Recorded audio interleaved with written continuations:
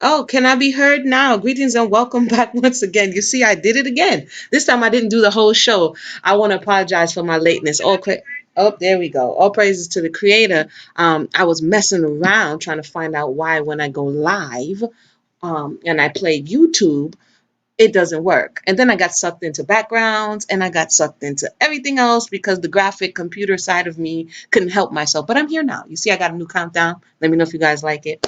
Anyway, we can hear welcome, welcome, welcome. Shalom, everyone, and peace on to you.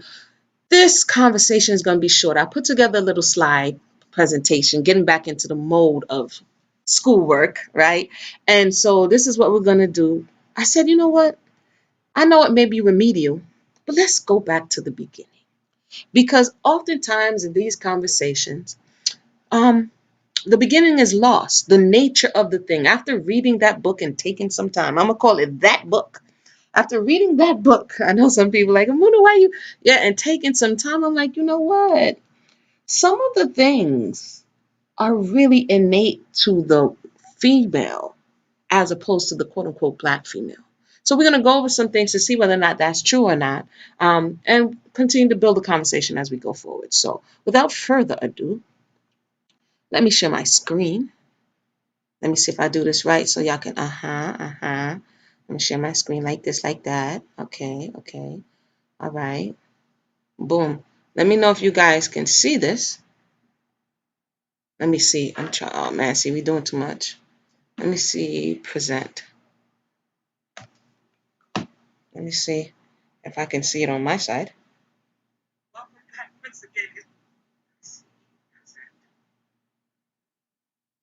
Yeah, yeah. All right. We in the speezel. Sweet tea, darling. What's going on? Sweet tea, we were over on another thing the other day, and Sweet tea's like, I'm gonna jump on the mic. It was getting too close to Shabbat. I know I was gonna get sucked into the conversation. And sometimes I just like listening to hear where people are coming from. And, so sometimes I pop in and out and listen because I like listening.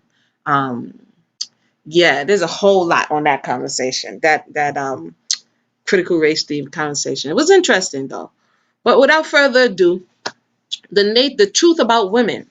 We are women, or there are some who are men and who may know women. Everybody knows a woman somewhere. So I said, you know what? Let's look at the truth about women, and we're going to take a look at the biology, right? So first, there's the form, the essential nature of a thing as distinguished from its matter, right? The essential nature of that thing. Because remember, we read the book and it was talking about understanding. And I'm like, how do you understand before you understand the essential nature? How do you say they have deviated from their nature if you don't understand the essential nature? So I wanted to just put that up there. And then, so that's the form. We want to look at the form of the woman, right? And the function of the woman, the action for which a person or thing is specifically fitted or used, or for which a thing exists. So the function of the womb, the function of the breast, that's innately, that's not innately, yeah, that's the woman, right? That is what differentiates her from the man. Her, just the same way the man's reproductive organs differentiate him from the woman. And so the action, something that she's doing for which a person or thing is specifically fitted. And part of what, I don't want to go off, but part of the issue is the function of the thing has been redefined. It has been reassigned, right? And so the action of said thing is used for pleasure solely. For instance, the woman's breast, because we're talking about the truth about women, right? And mammals as well. And women are mammals. So the action for which the breast was designed for has been redesigned, right? Is redefined by man. And because of that, then oftentimes the function is no longer utilized, or it's demonized, or it's stigmatized. It's all of the eyes, because why? We the people are going in there and redefining and redesigning what the creator has already left on record. So the function, her form and her function, if we want to understand the truth about women, we have to look at her form and her function. The function, the action for which a person or thing is specifically fitted or used, or for which a thing exists. Let me slow down because those words are tripping me up. It's tripping me up. Welcome. Every woman is a female, but not every female is a woman. There's some people who like to call women females, which to me, I don't know what it does something to me. I don't know about you guys, but it makes me like, You know what I mean? Because every woman is a female, but not every female is a woman. Why? Because male and female created he them. You have the females in the animal kingdom. You have females. You have females in other species, not just the humans. And so the base part of calling one another male and female, you can have a male lion, a female lion, which we're going to get into. You can have, you get the point. But every woman is a female, but not every female is a woman. And we see when someone tries to take away from the woman, what do? They call her a female dog, or they called her a female cow, a heifer, or they call her a bee. They call her a female of another animal species to deface her, right? To detract from her humanity and liken her onto an animal, meaning that she's into her lowest nature, right? The base of herself, not a woman, but a female.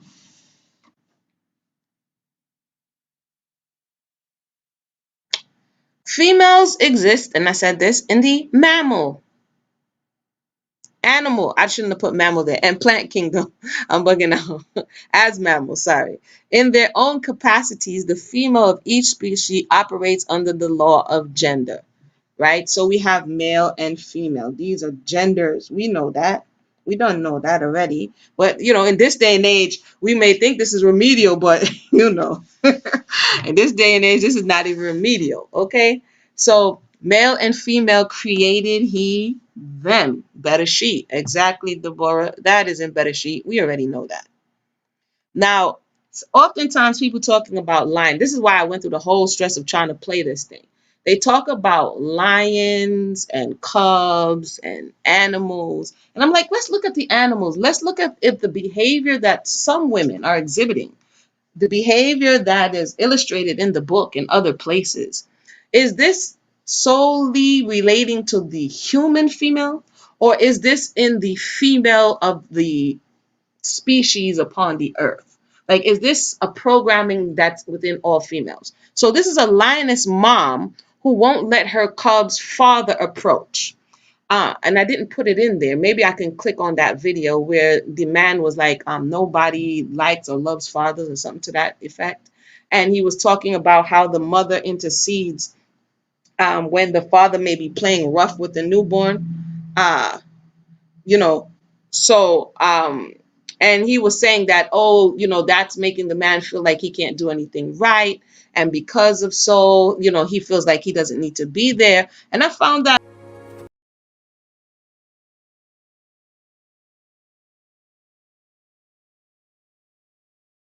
I don't want to play too much. Y'all know how they are. But in that scene, right, we're seeing the male of this species and the female of this species interface. We're seeing that and for those who thinks that lionesses, for those who are proponents of polygyny, the female lioness is not monogamous. Okay, that's why they said she will mate with whomever during that time to ensure that she conceives. So I just want to put that out there. So these male lions come back now, right? And these are the females of the species. And they're not necessarily comfortable. First of all, when they have their children at first, they take them off to the side to nurse them, to protect them, to make sure that they are viable before they introduce them to the rest of the pride, right? We talk about behavior, human behavior, and then we say, oh, this behavior is right, this behavior is wrong based on culture or whatever, and that goes on both sides. But looking at the behavior between the male and the female of this species, some of the same things that human females do, the lioness females do. And in this case, she looked to protect, even though that was the father of, or though one of the two, you know what I'm saying, some paternity cord type vibration. One of the two was the father of the cubs. she wasn't comfortable because there was an invasion in another video. There was an invasion before, so she wasn't comfortable. So you see how she's snarling at him and not necessarily being as inviting. Now, in today's space and time, she would be said to be in her masculine energy. Right? She would be in her masculine energy, but a part of her programming, a part of the female programming is to protect the offspring, right? And we see this in the animal kingdom amongst the birds. But I just wanted to put a little bit of that out there because, we the people, we tend to like animals. But let me share and continue here so that this doesn't go too long. Let me share my screen again. How are you guys doing? Nasha said, I don't like to be put into the box. Which box, sis? I'm sorry. Oh, share mine. Now I know why it wasn't sharing. But let me continue here. Okay, the truth about women. The universal law of gender. Creation consists of two kinds, male and female, right? Kinds of energy, masculine and feminine. Together they create life. So male and female is a manifestation of these two types of energy. And the energy is masculine and feminine. One of the confusions that we, the people, have when say, oh, you're in your masculine energy or you're in your feminine energy is that we think that the male is the full total embodiment of masculine energy and that the female is the full total embodiment. But the reality is that these polarities exist within one person in different measure. It's the same way that males have estrogen in lower levels than females, and females have, for the most part, lower levels of testosterone than males does. But this commonly known male hormone does exist in the female, which is the testosterone, in the same way as the commonly known female hormone, which is estrogen, exists in the male. It's just in different measure. So for those out there who think that because you're a male, that no type of feminine energy exists within you, then that would mean you'll be totally off balance if we really understood what masculine and feminine energy is. Okay. But that's a little bit for another day. Everything in creation has both masculine and feminine energy. I just said that, but I just wanted to say it again because, everything, everything. Think of anything, put it in the box, and let's take a look as to whether or not these two energies have to exist in order for creation to come about. For instance, the ground is most commonly known to possess feminine energy. That's why most places they call it Mother Earth. When you put a seed, when you impregnate the earth, right? In the beginning, when you look in the Bible and the Torah, it says the seed was already within the earth. When the earth is impregnated with the seed, it brings forth fruit. It's the same concept, right? But the receiving of the fruit, the seed, that's feminine in nature. The pushing forth is masculine in nature. The earth does first, both. It first receives and then it gives. To receive is feminine, to give is masculine. We all receive and give in different measure. Yeah. Let me know if y'all following, if I'm going too fast or if I need to go a little slower. All right. So oftentimes people say males and females think differently. We were designed differently. We were designed for different forms and different functions. The thought of pitting one against the other is some maniacal type individual in the back, because they understand that's like saying you're pitting your charger against the outlet. Why? Without the outlet, your charger doesn't work. It's not either or, it's and. So it makes no sense to put those two against one another, because unless you don't want them to do what? Come together and co-create. So this is why we have to understand this whole gender war and the back and forth and the red pill and the pink pill and the green pill. At the end of the day, when you really understand what's going on, you realize that is not where it's at. What's happening in those spaces, in my estimation, is that people are looking to use their power to oppress or suppress the other one, whether it be male to female or female to male, right? Because they want to control, they want to manipulate, they want to be the ones. They don't want it to flow in the way nature intended it. Somebody wants to be in possession of this information, possession of this power, so that they can control the other person. And anytime we get to that space, it's going to be bad news blues. I'm just saying. It will be bad news blues. Yeah, the woman gives birth. Deborah says, but a woman gives birth. Yes, because again, as I was stating before, masculine and feminine. I have the list, so let me just click over to the list. This is one of the lists. I got this offline. I try to put some of the credits down below, but this is one of the lists. It's not all expansive. I was looking for my book where I wrote a lot of it in Solonomics, but for the sake of time, this is a list that helps us to kind of understand not male and female, masculine and feminine, right? So if we're talking about feminine energy, it's receptive. That's why I said the person who receives. It's passive, right? um, is contractive. The woman's womb contracts. So we see a lot of this in her form and function. She embodies it, but there's also other parts of the element to it, the masculine energy within her. Her womb contracts. It expands, which is masculine in nature, and then it contracts, which is feminine in nature. Intuitive, that's why they call it women's intuition. Something that's inward. Her procreative parts go inward, right? The earth receives and then it gives. This is feminine energy, not female feminine energy. Natural feminine energy. Unconditional love, some would say. I didn't write this list, so we're just going to roll with it. Understanding, nurturing. She has the tools even on her body to give comfort and nurture. Um, Tenderness. She's thought to be soft and warm and inviting. Kindness. Yeah. Intuitive, we said that already. Creative, that's why they say left brain versus right brain. These two energies balancing and working together to make it work. Feeling, that's why I say, oh, facts over feelings. Women are in their, this is oftentimes the thought, women are in their feelings. Women are not open to logic. These are sweeping generalizations, but these are the thoughts that are associated with women oftentimes, because this is feminine energy. Stillness, flow. When you look at water, water flows. Radiance. She's glowing when she's conceived, and she has life within it. A lot of times people say you're glowing, you're radiant, all of these things. Yeah. Surrender. These are some of the thoughts that are thoughts of sensitivity, emotional ease, allowing. A lot of these are repeats, same thing, synonyms. But this is the thought when you think about feminine energy. So when you hear people say you're not in your feminine energy, oh, you're kind of hard, da da da da da, this is what oftentimes people are referring to, even if they don't have the words to say. Now, wounded feminine, understand that a lot of what Shahrazad described is broken femininity.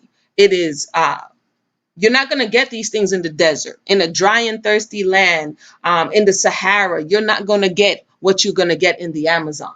So the earth is not just one way. It depends on the conditions in and around that space that's going to determine what energy the earth is going to give off. Wounded feminine, victim, powerlessness, weakness, manipulation, withholding, like when the earth withholds your produce, you plant all your seeds and nothing comes up, right? Neediness, codependency, oversensitivity, and over emotional, meaning basically you're imbalanced. But some would think that that's just in one person. You can't have balance because of the universal law of polarity. You need another side. Yeah, we'll talk about universal laws at another time. It's within Torah. But but polarity means that there has to be a counterbalance. So let's go over to the other side of masculine energy. Projective. The man's form and function, his procreative tool projects outward. Active. Moving around. I got to do this. I got to do that. Moving. Giving. This is why oftentimes the thought is that the male is supposed to first give before he's to receive. A lot of that is being turned around in today's day and time, but okay. Expansive, we see that also. I keep going back to the procreative tool because if we look at the form and function, then we can understand which person has which in greater measure. Outward, right? Natural masculine, confidence, inner strength, responsibility, focus, logical, support, stability, direction, protection, clarity, boundaries, courage, discipline, capable, certain, assertive. I'm going through because we're dealing with understanding the female, but I didn't want to just run past the fact that you need a balance. Wounded masculinity, perpetrator, abuse of power, dominance, aggression, control, competitive, confrontational, criticism, abuse, avoidance, unsupportive, and unstable. How do you get wounded? And I would even dare to say imbalanced masculine energy. That means he doesn't have any feminine energy within him. Either he's blocked it, he's not open to receiving it, and therefore inside of him, they creates this imbalance. It's the same thing like when you're making food. How do you get an imbalance of too much salt? There's not enough something else in there to counter the sodium that you're putting in there, right? If a juice is too sugary, you don't have enough citrus, enough acid in there to counter the sugariness of that drink. So when the male has gone into the wounded masculine, or when the woman or the female has gone into the wounded feminine, oftentimes there is not enough, or let me add this part in, too much of the other energy. And in today's space and time, we're either in not enough or we're in too much of the other energy, right? And so I'm gonna come to the thing. So when we look at this, and this is not an expansive list, but this opens up an understanding of when people are saying you're in your masculine or you're in your feminine, what they're with on a soul level, what they're trying to communicate. Now, just like we just saw the lioness, we saw that the lioness was in a level of her masculine energy because she perceived the threat. And the threat that she perceived was coming from the male lions. And so she, within her, because we possess both, she went into protective mode, right? Because her function is to protect the offspring behind her. But we'll come back to this at another time. I just wanted to go over it because it helps to um, open up the conversation more with more words other than you're not in. What are you looking for that the person doesn't possess? And there has to be something that's going on in the external or internal environment that's causing this to be so, right? The truth about women: feminine principle or energy does not equal being female.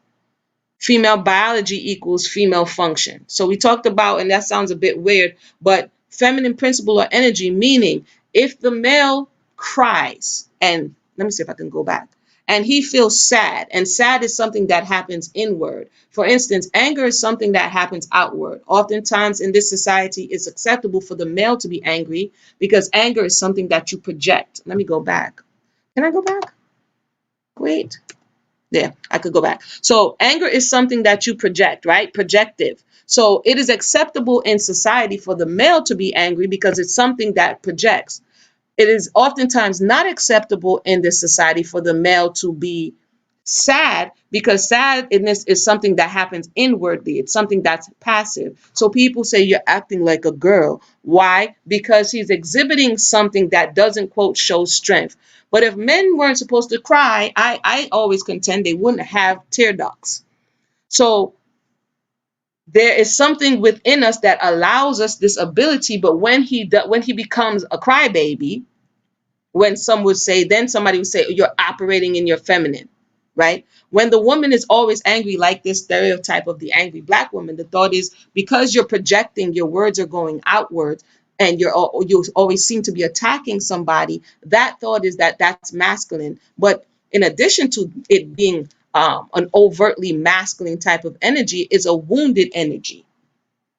That's why we see down here confrontational, criticism, abuse, avoidance, unsupported, right? So it means that energetically inside the person, they have a level of imbalance. And we spoke about that in the angry black woman syndrome, but we'll go for it.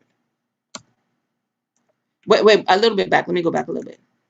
So feminine principle or feminine energy, when we don't allow it to be expressed for that person, an individual, to find balance, and we cut off one side of them, it, like I said before, it creates problems. It creates big problems.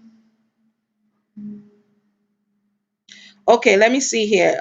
John says most black women have been taught that being feminine is weak, and that's why so many of them have a strong, independent, don't need a man mindset. Unfortunately, most of our sisters are feminine. Wait a minute. Why is competitive on the negative side? If you take competitive nature from men, we become weak, complacent, and remain boys. No, let's go back. Let's see. Maybe I have to come back and do. I don't want to rush through it. He asked the question, why is competitive on a wounded masculine side? We have to look at it. Are there some places where being competitive is positive? Are there some places where being overly competitive becomes a negative? Competitive in what way?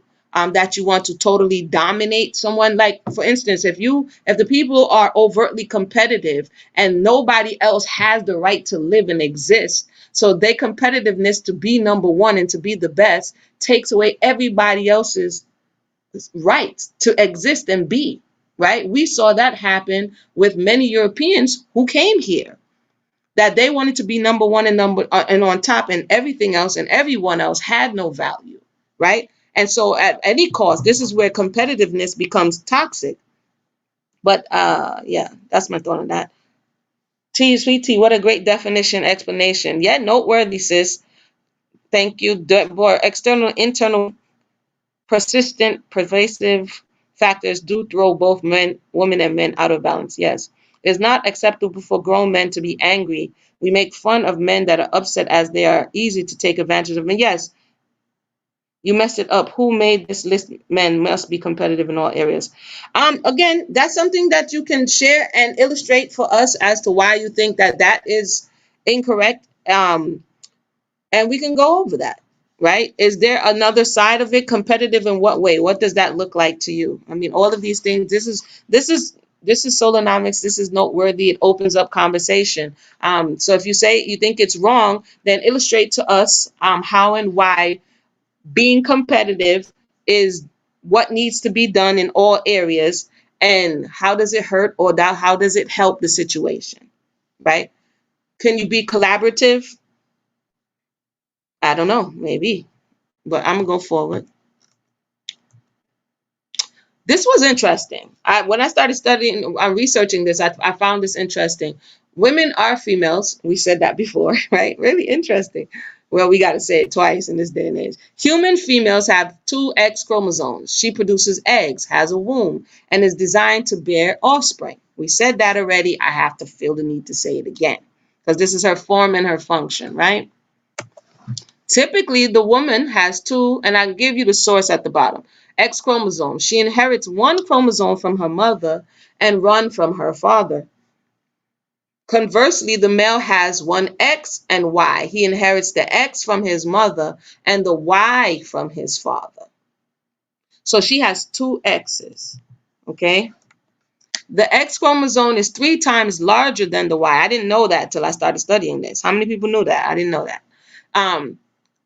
The X chromosome contains 900. Now, different people say different things. I just put the source for who said the 900. But some people say 1,000, give or take. The X chromosome contains about 900 genes, while the Y contains about 55. And I say give or take, they made it go up to 60. You get the point. It's 3 times larger according to what they're saying. Chromosomes are thread-like molecules that carry hereditary information from everything from height to eye color. Right off the bat, when I was reading this, I was like, wait a minute. So when you talk about sometimes women being less likely, through the lens of the book that Shahrazad Ali was talking about, women being less likely to adapt quickly, right? To less likely to let go of things that may have been cultural. When I read this, and I'm like, you have 900 plus chromosome, two X chromosomes, 900 genes, like DNA encoded information from both your maternal line and his maternal line, then you are more inclined to stick towards something that's already written in your genome, as opposed to him who doesn't have as much pre-written codes in the genome, according to their science.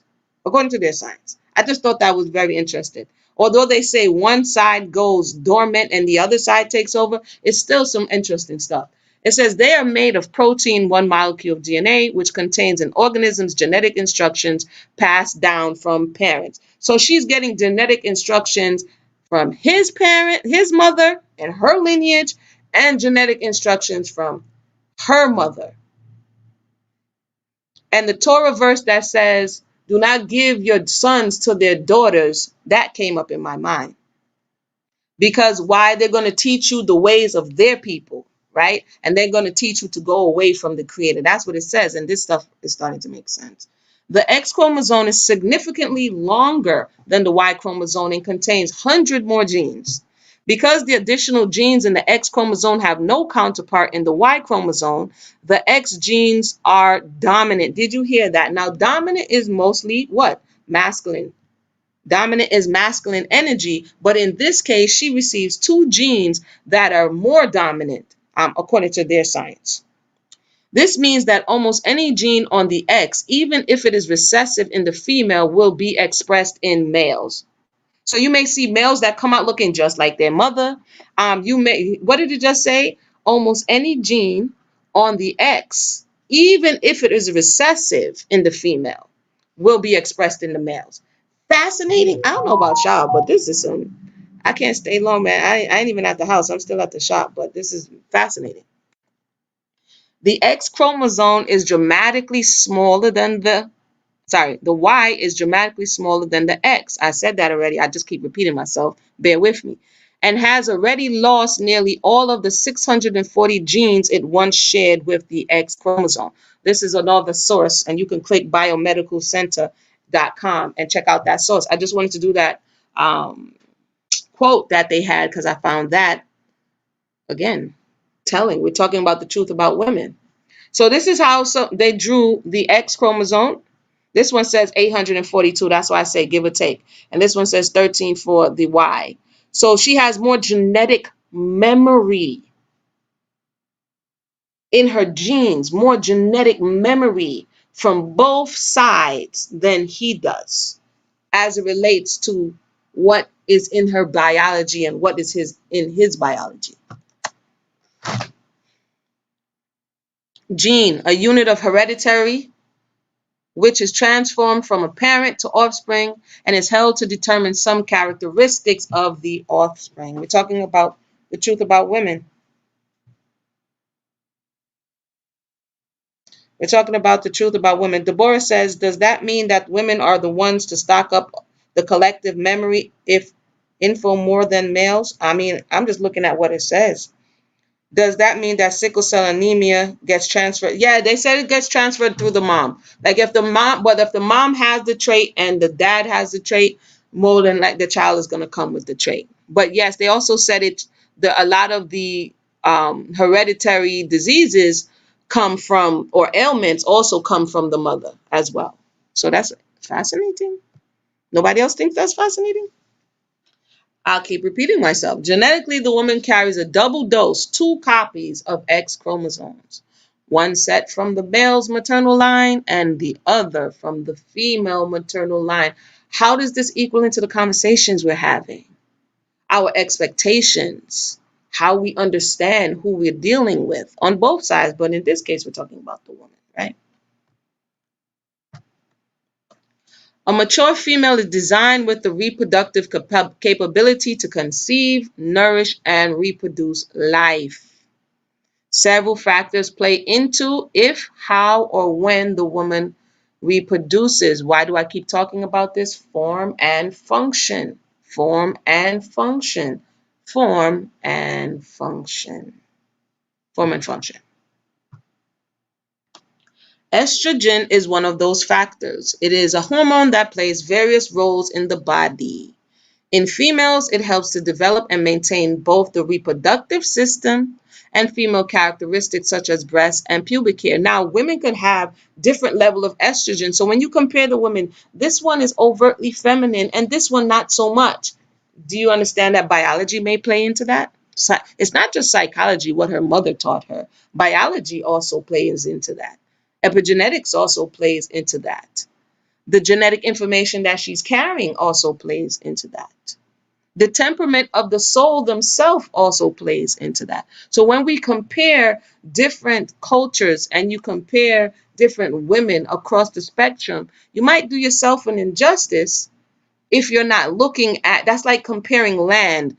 You have sandy land, you have muddy land, you have rocky land, you have good soil, you have all these different types of soil based on where they're located. And to just say it's all soil and to think that whatever you plant there is going to grow, then that means you're disconnected from being a husbandman or being a farmer, because it really doesn't work like that. You have to first understand where you are, the conditions for where you are, and what type of seed you're looking to plant and what type of soil you have.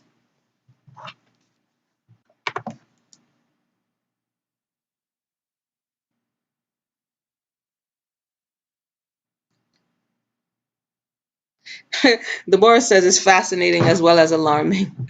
For a myriad of resources, women have different levels of essential hormones like estrogen in their bodies. When women experience hormonal imbalance, it can affect their physical, emotional, her physically, emotionally, and mentally. You say you want to understand, right? Because the book we read, I didn't hear none of this stuff. I heard about how many light years the sun was from the moon, but I didn't hear about the woman before she becomes defective.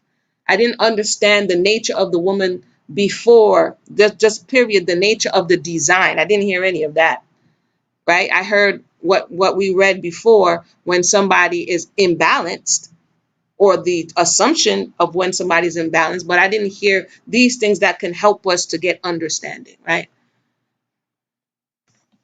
How she was designed, what she eats, where she lives, the culture and environment around her all contribute to who and what she is or has become.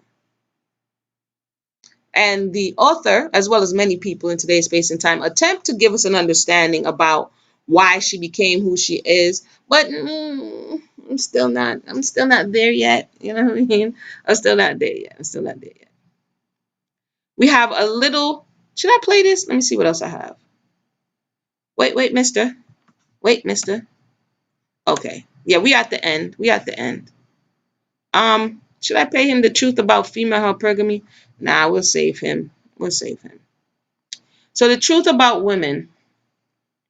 Did we learn anything in this short little presentation today? Um, Something that we didn't know. I did learn something that I didn't know, something else to consider as we're having these conversations, if we really want to understand what's happening and who women are, what they were designed to be, and what they need to function optimally. So I asked a few questions. Women need security in order to, right? So you say, you want the person to do this, this, and this. When in order for the person to do this, this, and this, they need this, this, and this. So women need security in order to do what? Women need protection in order to do what? And in order to be what? Women need consistency in order to be what or to do what?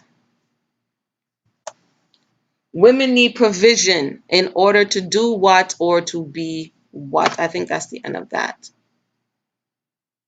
Women want to feel safe and comfortable. We're going to save that too. I think we're going to save that too because time is moving on me and I have to drive back. But this is some fascinating stuff. I'm going to open up the phone lines here. See, this is the kind of stuff where we learn together and we get more information beyond what we think we already know to kind of broaden the scope. When I really want to understand something, I go in. I mean, I go in for months and sometimes years before I come up for water and be like, okay, I got, it's sometimes you go into the collecting of the data phase because the confusion that's happening today is something that's not going to get you to what you're looking for if people are really even looking for understanding. Because the way in which they're conversing is not even a way in which that's going to get you understanding. You know what I mean? Because once you get into the blame game, it's you, it's me, it's this, it's that, the people are defending themselves. They're at odds with one another. So you're not going to be open, receptive, which quote is a feminine principle. You're not going to be receptive to learning because you're too busy being defensive and blocking off the information. Now, to go back into some of the thoughts about the feminine and the masculine. We all have these components. Now, I'm just going to go over a few things that are on our physical body. I have all children and they homeschool. So each one of them, shout out to John, I'm going to read your comment. Each one of them, when they go through the beginning of learning, you get these little preschool books and you get the little kindergarten book and you get the little first grade book. And it all goes the same way. Your five senses, all of these things. So when you look at the body, the human body, we're talking about physical, something that you can see and observe for yourself. So you don't have to believe me, okay? If feminine is inward and receptive, and masculine points outward and it projects, and I asserted that we all have feminine and masculine attributes about us, let's look at the human body. Your eyes open and they look out, but they receive information. They take in information passively. Let me go back to the list. So we can go over this list and see something here. John says you got masculinity wrong. Watch the business YouTube channel. Peak Value Man explained. No, I'm not talking about a man, John. See, this is why I'm about to explain now. Like I said before, masculine does not equal male. The male has a lot of masculine attributes, but masculine does not equal male. I know that sounds crazy, and here is why. If we're going to go to the list, let me go to the list. Because this is where the confusion is coming in. We have a bit of confusion, and here's where the confusion is coming. Let's go back to the list. Here, let's go back to the list. Boom. Okay? And let's just pick a word. Receptive and projective. Inward and outward. We're going to pick two words. Receptive. Our ears, what do they call it? They call it active, right? Which is masculine energy. Listening, which is receptive. Yeah?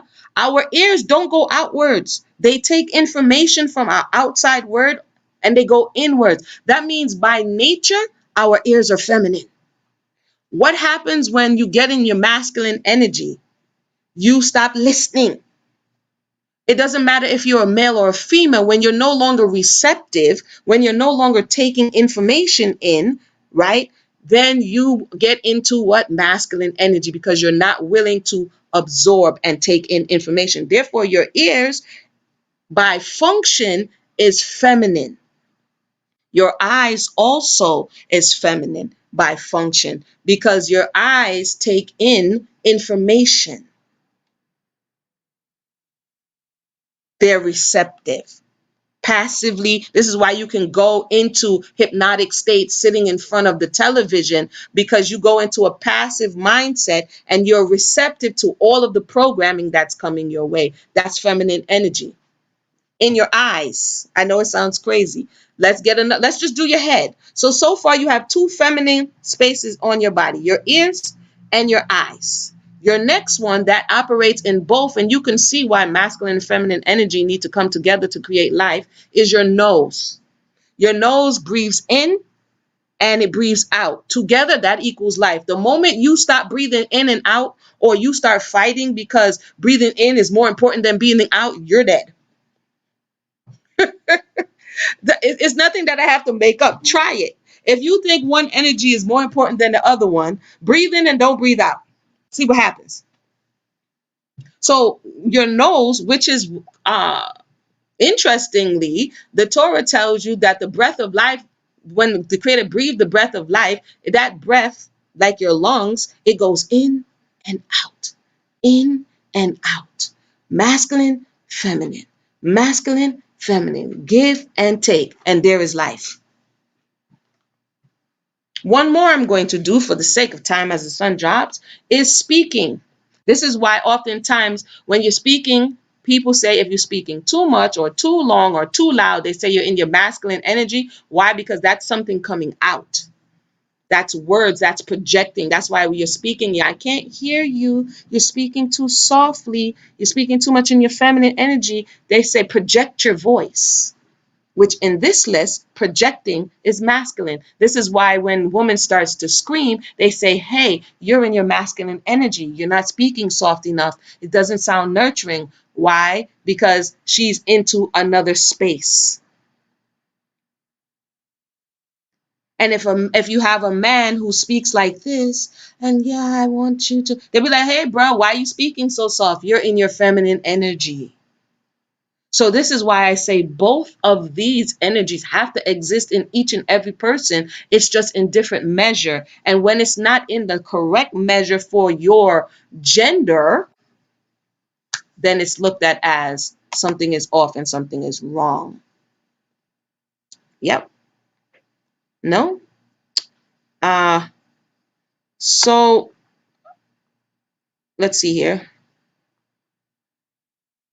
John is not absolute. One can change one's mindset consciously by choice, changing lifestyle habits. Are you talking about genotype versus phenotype of feelings and expression and sense of self-awareness? See, John, see why John is showing us he's in his masculine energy because he says wrong and he's all capitals. That shows that he's yelling, right? With an exclamation point. We learn how to be to masculine or feminine from our parents. When we don't have both parents, we lose the balance, which is why men, they don't have dads, are weak. Um, Again, these are stereotypes. You learn, yes, you learn certain ways in which to behave, but masculine and energy and feminine already exist within the person in different measure. You can have someone whose mother and father are there and they still become out imbalanced. This is another part that oftentimes the community doesn't speak of. You can have both parties there and still come out imbalanced. If they are imbalanced, you will just have a bad example of how to be. Look, physical forms of organs, external as well as internal, are symbols for certain masculine. Yes, correct. This is basically why I went over that so that we could hopefully broaden the scope. I see Naasha click the link. I'm going to come to her so we can broaden the scope when we're sitting there and really thinking about what the list is saying. Can we observe this in nature? It doesn't just exist in people. Torah is universal. If we move beyond just this limited scope of what we think we know and broaden it, then we can understand, not for at first when we see it in someone else, but when we see that we are imbalanced for our gender. Because in order to come into the earth, we have to take a form. And either you took a male form or you took a female form. And if you took a female form, this is certain things that you're supposed to embody. And if you took a male form, these are certain things that you're supposed to embody. It does not mean that the other things don't exist within you in measure.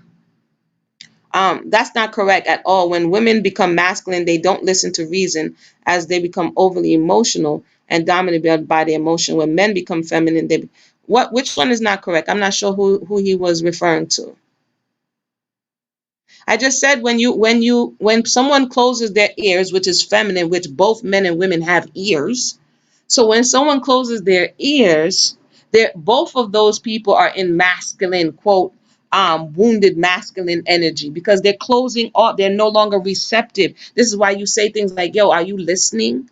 For whatever reason you close your ears, whether it be emotion or whatever, you still close them.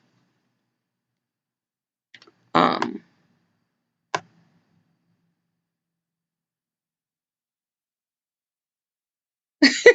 Man, you see, when men are passionate, let me put this up here. Hold on. John says, when men are passionate, we speak with a certain level of aggression, which is why when you hear two men speak about something, they sound like they're arguing, but they aren't. So passion isn't passion an emotion, but you just told us that when the woman becomes overly emotional and dominated by her emotions, um, she becomes masculine. So both of them have emotions. And again, we're talking about which one is more accepted in society. So when he becomes emotional, it's accepted for him to speak in an aggressive way, but passion is an emotion. And when she becomes emotional, it's not acceptable for her to speak in a certain way. It's more acceptable for her to cry. It's more acceptable for her to go inward. It's more acceptable for her to be sad. It's not acceptable in this society for her to come out and say, hey, this to be forward and direct. This is what society has said. And then when she does certain things, she's classified as one thing or another. It's just something to look like. Men and women are different. You are saying that what I'm saying is a stereotype. I, I might have to roll back the tape. Not sure about the stereotype thing, but for the sake of time, for the sake of time, uh, yeah, Nasha, welcome to the conversation. Welcome. Can you hear me? Yes, I can hear you. Good evening. I found that it's a very beautiful topic, and even me as a woman, I learned some new things. I just had one question. You said that if you said it depends, like when people say African American women are not that feminine, they are much more masculine. It depends on the soil, you know, those women are born to. My Mm-hmm. question is, are you saying that if our men were better women, do they not have to go outside where there are better soil for the men? This is something what I found questionable, you know. Mm. No, well, if that's a question, that's not what I'm saying. Because let me see what I'm saying here. I'm using the soil illustration to give an Mm. understanding of when you look, when you're comparing people, when you're comparing the conditions of somebody who's on the continent to here, you have to take all things into consideration. Oftentimes when people are having these type of discussions, they say, well, look at the person over there, or look at the Korean, or look at this person, they're not doing X, Y, and Z, right? And my point is that the conditions in that space, in the same way the conditions in the soil are different and the climate is different, so it is here. So you have to look at the people here for the conditions that they are under. You have to look at the, because the man is the woman is a reflection of the man. So when he goes to other places, he's not going to see his reflection. You understand what I'm saying? You're not going to see your reflection. You're going to see something else. You may be comforted because as a male, you may not see your shortcomings, right? You may not see your insecurities. You may see something else because she is a reflection of her people. So if her people doesn't have those issues, then you're not going to see them. She can't reflect that back to you. So even if he goes somewhere else, he still takes himself. Do you understand what I'm saying? It's like when you and for the soil situation, when you go abroad and you try to bring back seed or soil from another country, what do they tell you?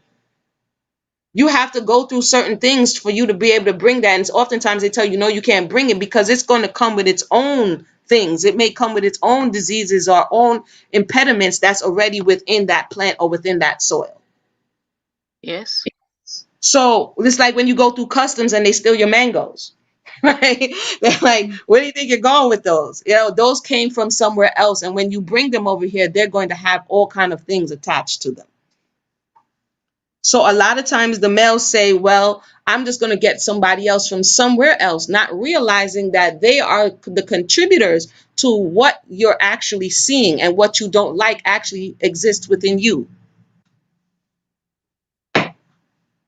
Absolutely.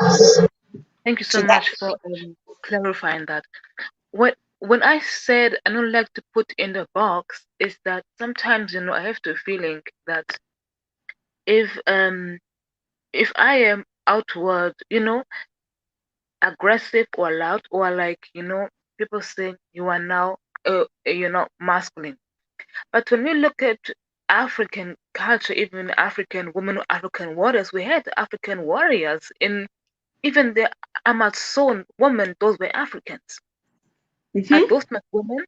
So my question is there a way maybe we as a community of women can find different ways of being a woman, not only one way of being a woman.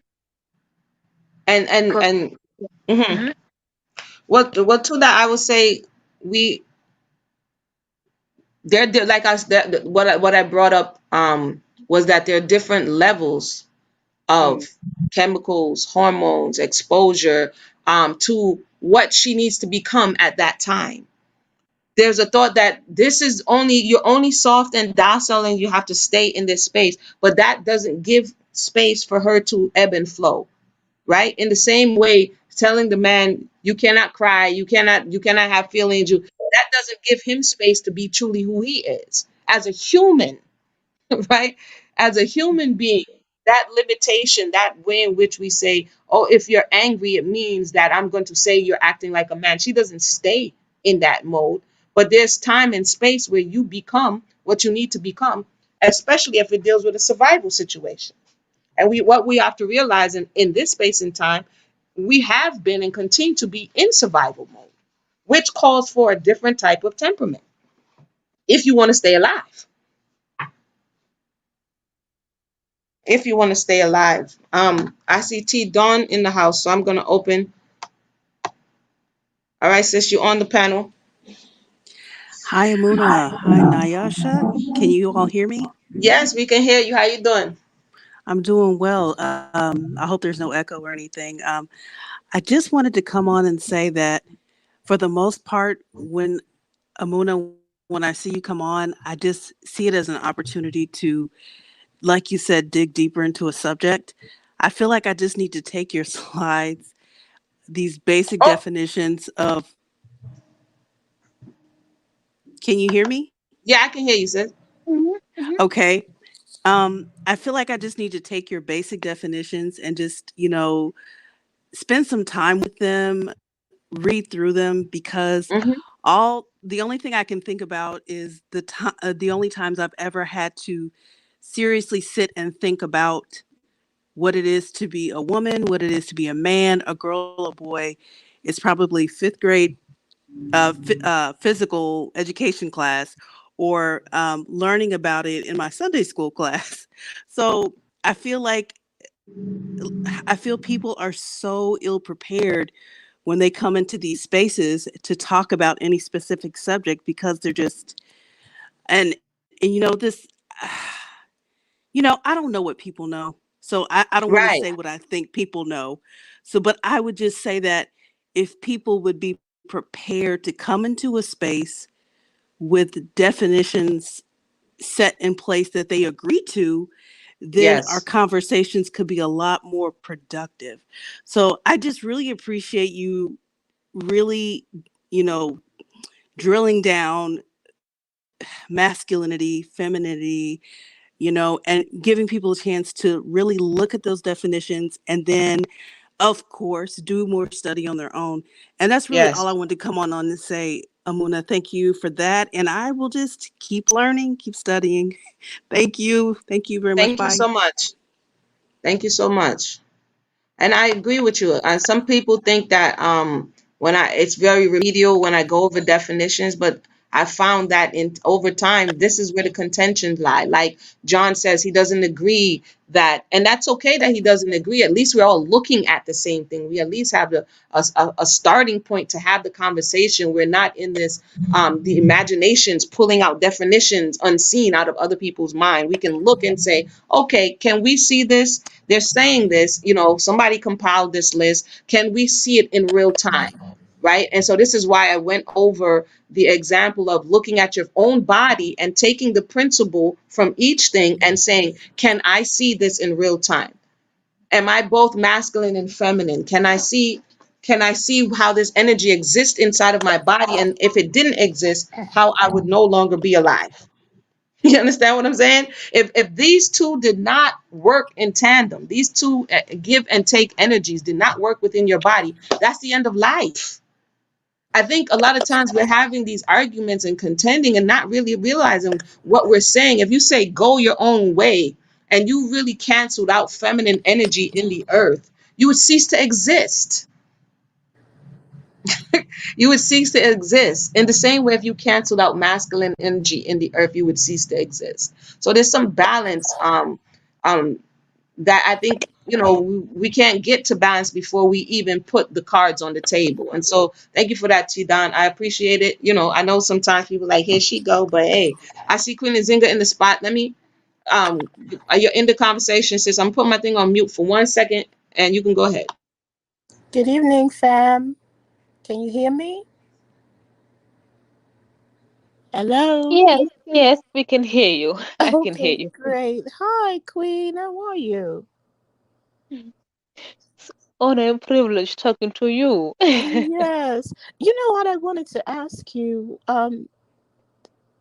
You said before that you were married and you had children.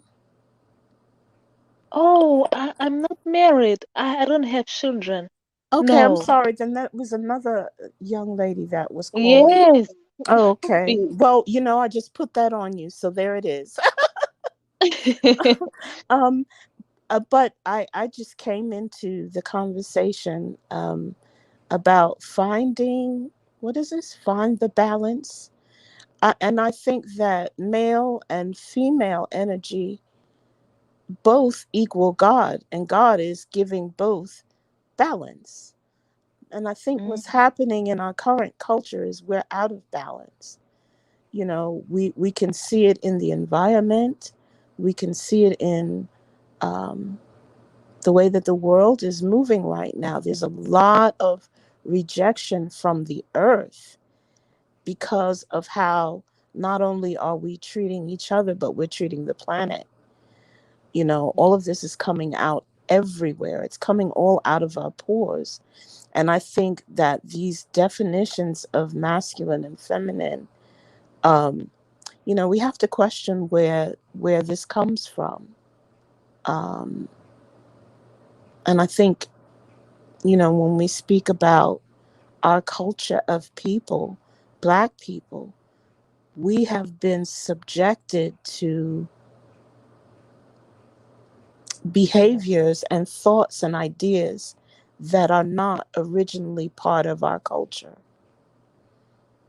And I think we've grossly misinterpreted a lot. Um, Father's Day just passed. And, I've heard so many men say they feel underappreciated, those who are fathers who are present.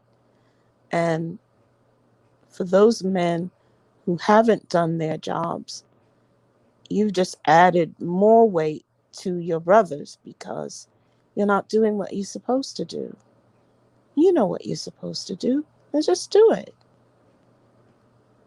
Um, and I think women help men to bring their dreams to fruition. Not that you should be a doormat because you have your own dreams. God gives everyone a purpose. And I think we all live out our purpose. And then when the masculine and feminine come together, we balance each other out to push each other to our purposes. Greater. I could be wrong. Correct me if I am. No, you are absolutely right. But I think that would also been happening a lot, especially with women who I know who have helped their husbands to fulfill their own dreams. When the husband reach their full potential, most of the times it never comes back. That's why when you see all those divestments movement, all of those, marry a man who has six figures, so you don't have to be a work mule because a lot of, black women we do help our husband but never get the payment out of it. And then marry other women.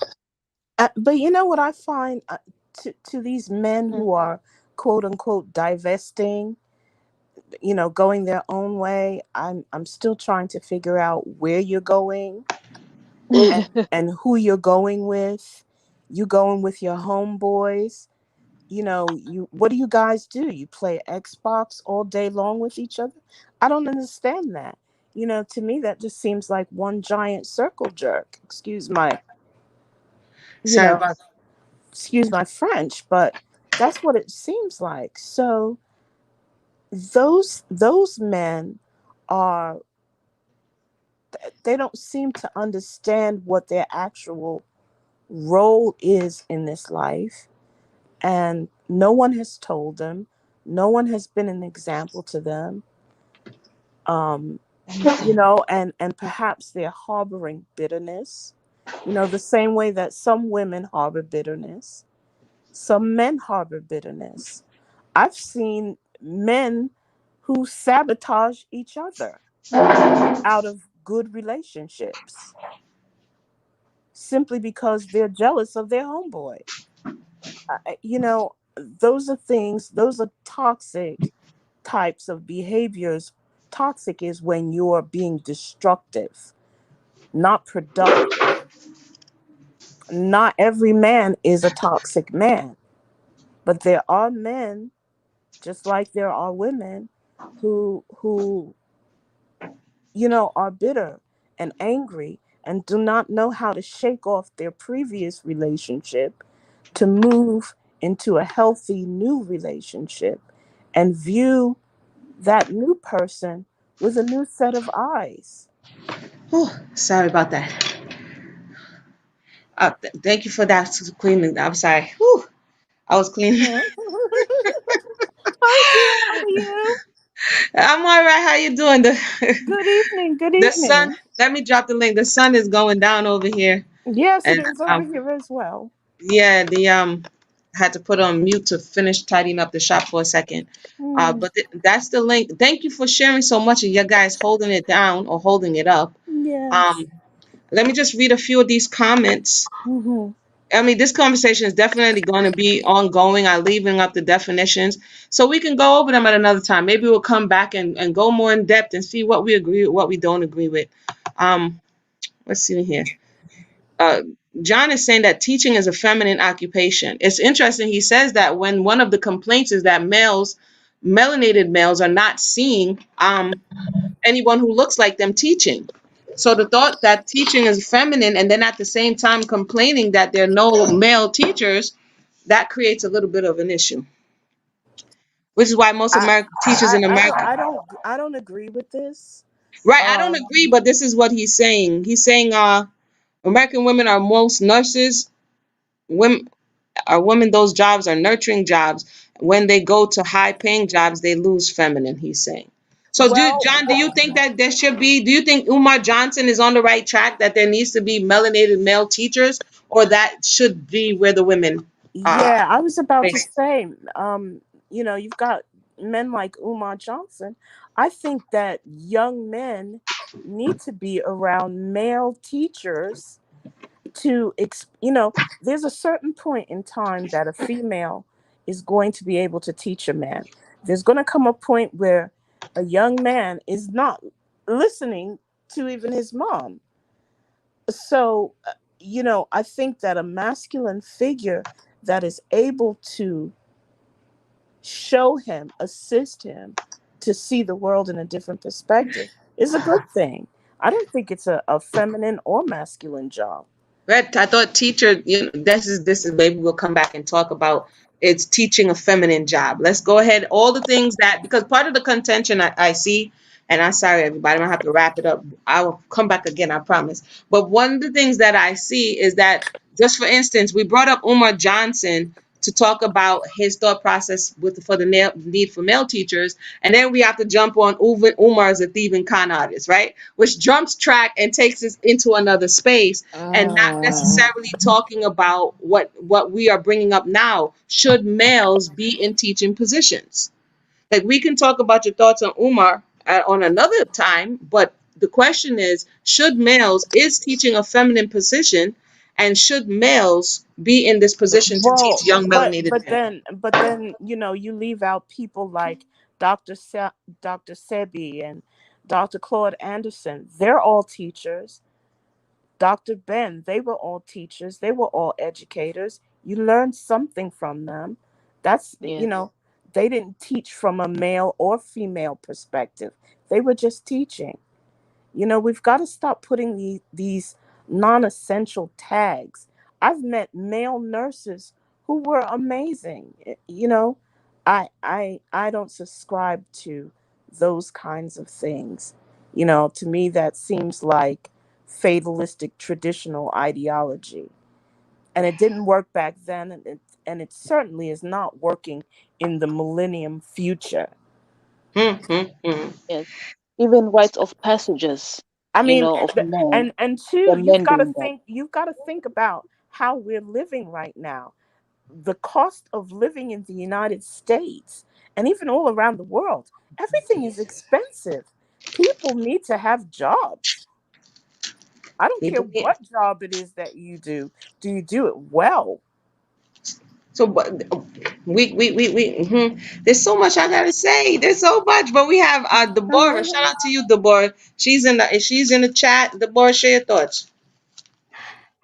Shalom, shalom. Sorry, I had to disconnect because I saw myself on camera and I was running in a sarong, so that wasn't properly. So I'm coming back in without camera.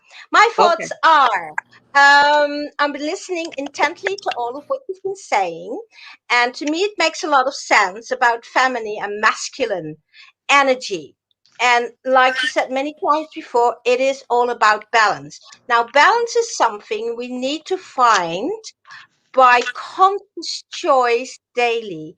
By doing so, we are able to change our mindset through a change of lifestyle, whereby we are so enamored with ourselves. We do not begrudge anybody else, whether it be a man or a woman, their way of development. It is no good to start giving each other, well, for lack of a better word, the evil eye, because the other person doesn't live up to what we perceive to be a true man or a woman. We really have to give each other slack, because love is the most powerful energy to be tolerant of one another's development.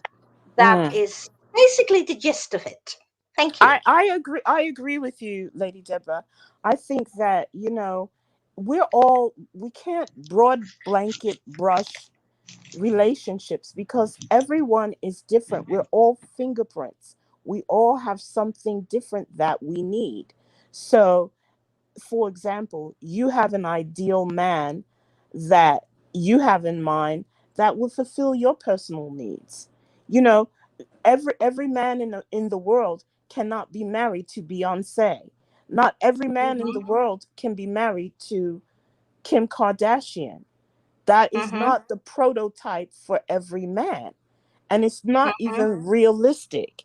It's not real. So when you join the real world, there's certain needs that a man has and a woman has, and that certain person is specifically designed for you. You know, a man may want Kim Kardashian, but you get Kim Kardashian and she doesn't have the things, she may have the physical characteristics that you like, but then there are other things as you go on and mature in the relationship that you require that she may actually not have. She may be pretty, but can she fulfill your other needs?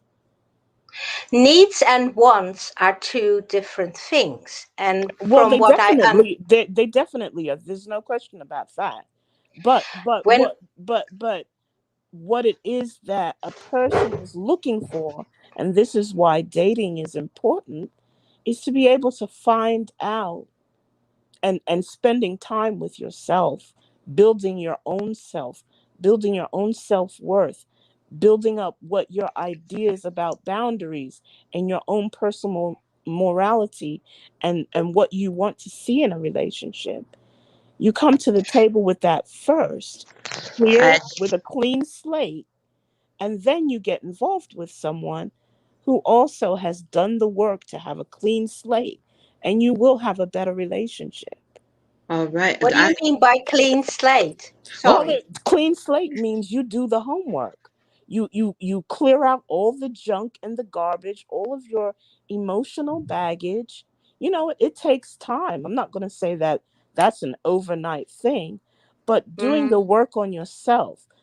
If it means for some people It may mean them changing up their diet, going to the gym. Mhm. It may mean clearing out their minds. It may mean removing all of the former friendships that you had that were going nowhere, that weren't encouraging to you. People need encouragement daily.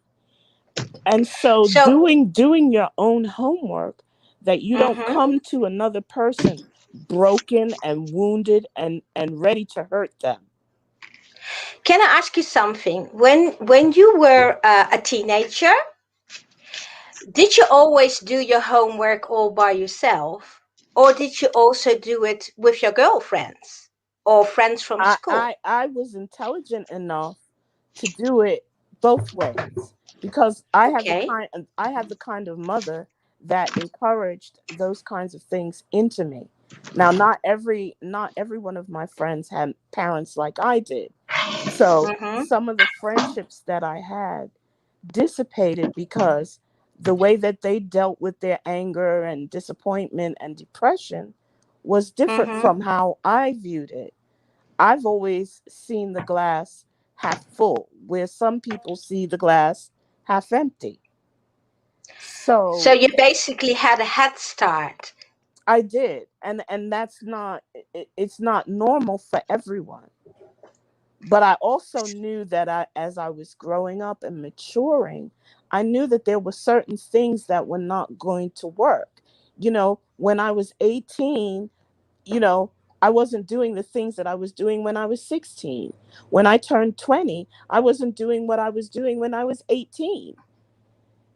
You shake off those years of childishness and childhood behavior.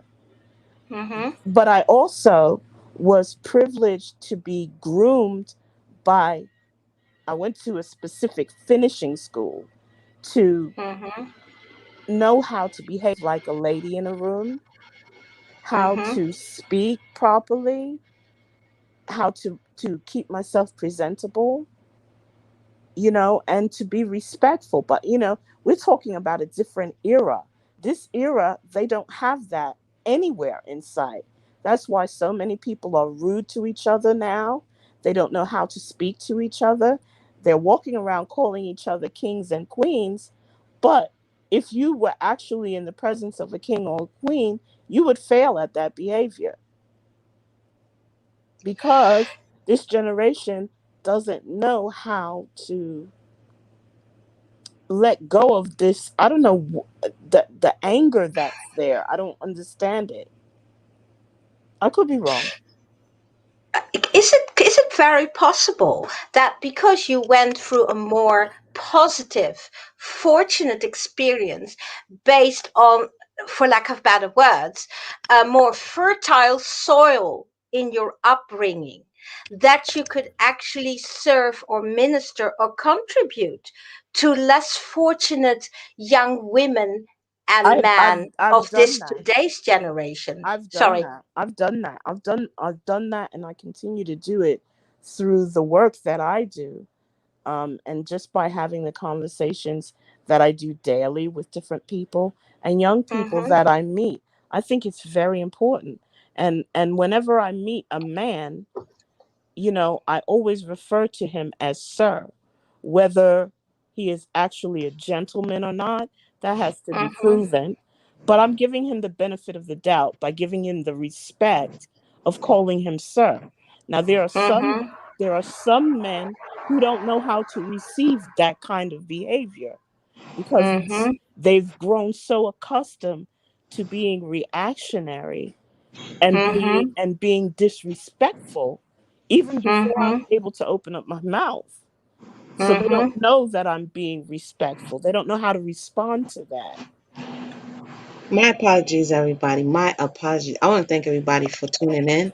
Thank Queen Nzinga. Thank the board for sharing your thoughts. This conversation is so sweet. I don't want it to end. But look, But you no, gotta go. I You gotta got go. children. Look, I'm not at the house. I'm at the shop, and the sun is Uh-huh. dropping hard over here. You understand? So guess what? Mm-hmm. I want to thank. Guess what? When you guys see the live stream, I'll try not to be late next time. I'll give you a little head start. We'll continue on this discussion. I think it's deep. If I didn't have to go, I wouldn't stop it. Wait, because I I like where it's really want going. to talk to our friend John. I want him to come up here and talk to us. John, yeah, John over here tight. It's okay, John. I'm gonna check out your video, Peak Value Man Explain. I might have to pull out my notebook. You understand? And do a noteworthy episode on the thing. So I don't know if you're sure what you're asking for, but I'm gonna try. Yeah, I'd love to have that male balance here Right. Exactly. That's why I always open up yeah. the platform for males and females to have a discussion because I like discussion and I like respectful discord. I mean, not discord, discussion. But I'm gonna come back. I'll give you guys a heads up when I will be coming back. We'll continue this discussion on the other side. I want to thank everybody for tuning in. Everybody have a blessed night and we'll talk again. You too. Good, Tadar Rabah, my sisters. All good Night, right. night. night. Good In the night. bar. Shalom. Good Bye. Shalom. night. Yeah. Shalom.